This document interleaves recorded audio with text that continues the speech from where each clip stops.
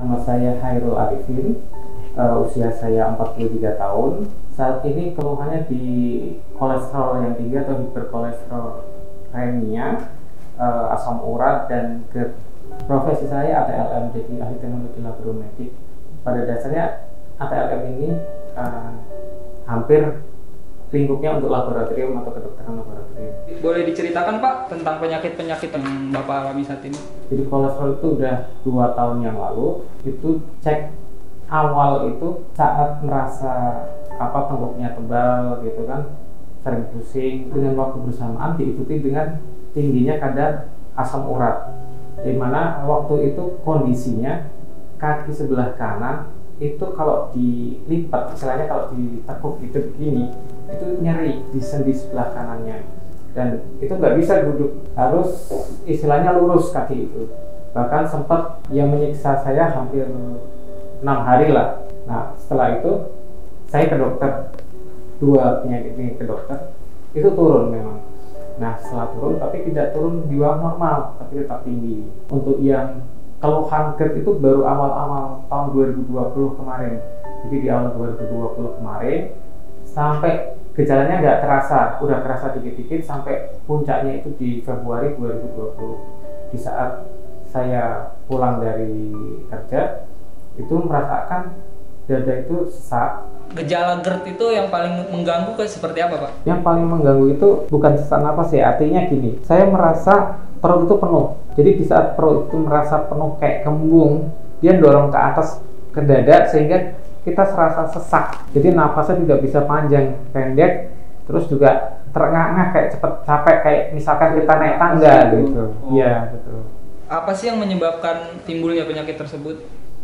Kalau saya pribadi, dari saya pribadi mungkin lifestyle saya atau pola makan saya sehingga menyebabkan kayak kolesterolnya menjadi tinggi dan disertai asam urat. Karena kegemaran saya itu paling suka yang pertama itu makan bebek goreng, dan terutama goreng-gorengan kayak tempe dan tahu itu suka. Jadi kemungkinan penyebabnya dari situ. Bisa diceritain nggak Pak momen-momen yang menurut Bapak tuh kolesterol ini benar-benar mengganggu aktivitas? Terutama saat makan siang, dan waktu itu nggak minum obat udah habis. Saya hampir waktu sebulan nggak minum obat, dan kerasa setelah makan siang itu pusing, memang pusing ke pundak itu serasa tebal gitu kan, serasa ada yang baal itu kayak keras gitu kan, Mati rasa gitu ya. Dan kaki yang asam urat mulai kerasa kayak ngilu di sebelah kanan. Sudah pernah dilakukan cek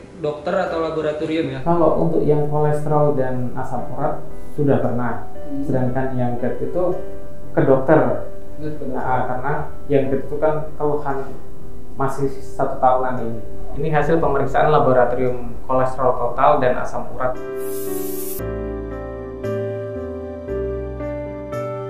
Udah coba berapa macam obat, ramuan alami, atau juga obat yang diberikan dokter sudah berapa macam kira-kira? Kalau untuk kolesterol dan asam urat udah beberapa kali memang obat yang berbeda, dan itu mengalami penurunan di saat minum, tapi di saat tidak minum itu mengalami kenaikan lagi. Untuk yang GERD memang awalnya kan gejalanya kayak sesak napas, kayak kedorong gitu ke dada kan, dan perutnya terasa penuh. Dicek dokter itu diberikan obat, pertama memang mengalami keringanan, setelah obatnya habis jangka beberapa hari mulai lagi seperti itu. Akhirnya dari hal-hal seperti itu saya menghindari kayak obat-obat kimia, jadi mulai ke herbal. Dan di saat saya mulai ke herbal, saya cari herbal pun belum ada yang benar-benar cocok gitu kan. Jadi tetap harus minum setiap saat dan harus istilahnya jangka panjang minumnya. Jadi kita juga merasa bosan kalau minum seperti itu kan. Nah akhirnya saya harus berpikir harus menemukan satu suplemen yang bisa menggantikan agar tidak ketergantungan. Sudah pernah coba berapa suplemen alami selama ini Pak? Untuk obat herbal itu saya udah 3, dari yang bentuknya cair sama kapsul yang dua beda merek juga udah saya pernah minum. Hasilnya tetap sama, mengalami penurunan Tapi ketika kita berhenti, itu mengalami peningkatan lagi. Mencoba obat herbal sudah berapa lama? Saya udah mengalami hampir 1 tahunan. Jadi dimulai dari Desember akhir 2019 sampai terakhir kali itu bulan November 2020 dan akhirnya ketemu suplemen bernama SOP Alpha. Sudah berapa lama minum SOP Alpha, Pak? Kalau dihitung sampai yang terakhir ini, hari ini menginjak hari ke-18. Konsumsinya sehari berapa banyak, Pak? Sehari 2 kali. Biasanya saya udah minum di setengah 7 atau jam 7. Kalau sorenya di jam setengah 7 sampai jam 8 malam. Setelah minum SOP Alpha, apa yang Bapak rasakan dibandingkan dengan sebelumnya ya? Perbedaan antara minum obat kimia, herbal, dan SOP Alpha itu di saat minum SOP Alpha pertama kali, di hari kedua ketiga itu bedanya kita itu tidak mudah lelah, itu yang pertama. Yang kedua itu kalau habis bangun tidur itu lebih fresh dibanding yang sebelumnya. Dan yang ketiga yang saya rasakan tentunya kadar kolesterol total saya, asam urat itu mulai menurun. Dan ini hasil laboratorium kolesterol total dan asam urat setelah minum SOP Alpha.